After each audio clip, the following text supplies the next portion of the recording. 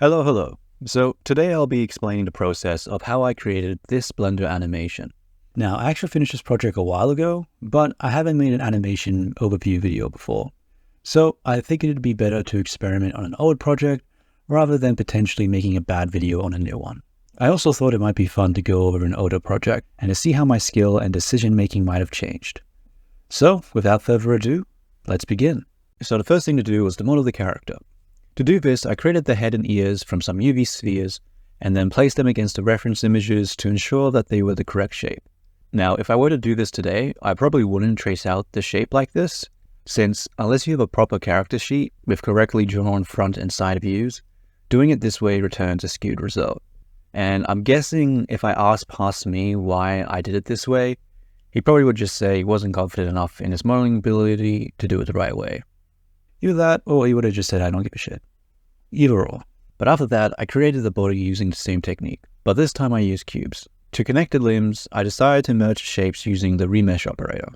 But if I were to work on this project today, I would not do it this way.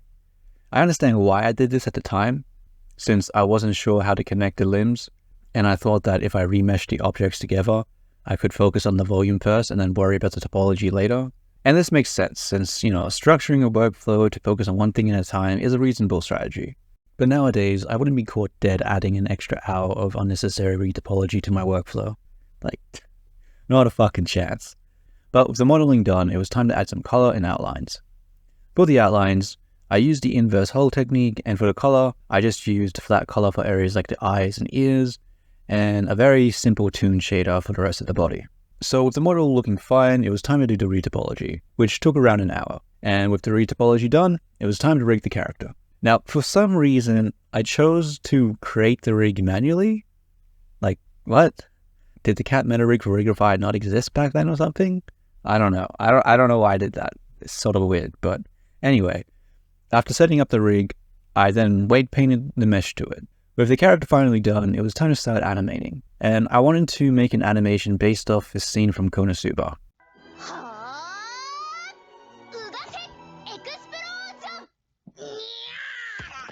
So I set up the scene and started to block out the story poses. Now, as funny as the JPEG style animation on the cat was, I wanted to make a more fleshed out version.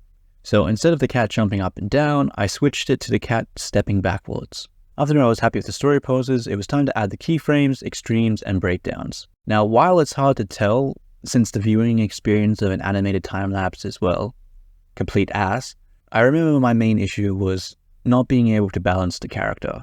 Since after the character threw itself upwards, it had too much momentum, and I was struggling to find a way to transition that into the stepping motion. It didn't help that the rig I made was also just absolutely terrible, which only exacerbated the problem. So, when faced with a challenge you can't overcome, I did what comes naturally to most of us. I gave up. So I took out the steps, which probably was for the best, since not only did it make the animation simpler, but it also changed the narrative, making the animation a little more original. So after fixing that, it was time to start on the in-betweens. Now, when watching the animation, it might look like I've turned the interpolation on, but it's still using stepped interpolation. And the reason it looks smooth is because it's being animated on twos. Now, just to clarify, I'm not animating on twos in an attempt to replicate a more stylized look. It's just my preferred workflow. In the past, I've even seen professionals say that you should have the blocking stage looking smooth before moving to the tweening phase. But anyway, even after removing the steps, the jump upwards was still giving me some issues. This time the issue was there was too large a gap between the two poses, making it look like the character was teleporting. And to fix this, all I did was just add a smear frame in between, which made the animation look a lot smoother. I also added a smear frame to the ear. So with the tweening phase done, it was time to add some expressions and to add some camera movement so that the character would stay in frame. Now at first, I thought after the roll, it might be cute to have the character's eyes turn to X's. But then I thought, what if people take it too literally and interpret it as the character literally fucking dying? So instead, I was like, I'll just have the character close its eyes. That should be enough.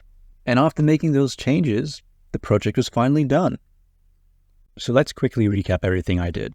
So first off, I added some story pose frames and keyframes to get the timing and overall story of what's happening. I then added some breakdowns and extremes to better flesh out the shape. And this is when I started to realize that the actual action wasn't going to work out. I then adjusted the actions so that it actually worked and replaced the steps with the character falling over instead. I then added some in-betweens to the first part, added a smear frame to fill up the gap between the poses to make it more smooth. I then added more in-betweens and continued to flesh out the final part, but it still looked a bit weird, so I had to keep making adjustments to it. And then finally added some expressions, and then finally smoothed out the roll, though it still looks a little weird, admittedly. And that's the video. I definitely had a lot more to say on the modeling than I did the animation, probably since I haven't animated in years, and my skills most likely have not just stagnated, but also actively gotten worse. But I'm hoping to change that and to actually put some animation videos on the channel, considering the channel is called Close to Animation, not Close to Modeling. But overall, this was a fun video to make, a nice break, not having to spend 40 hours on a project before actually starting on a YouTube video. Definitely feels a lot more relaxing. I might go back and do some of the other videos, I'm not sure. If I do, I won't do it immediately, I'll probably space it out. But if you liked the video, like the video. Ooh, I haven't said that in a while, or before, I'm not sure actually. But yeah, that's the video. Thanks for watching, till next time.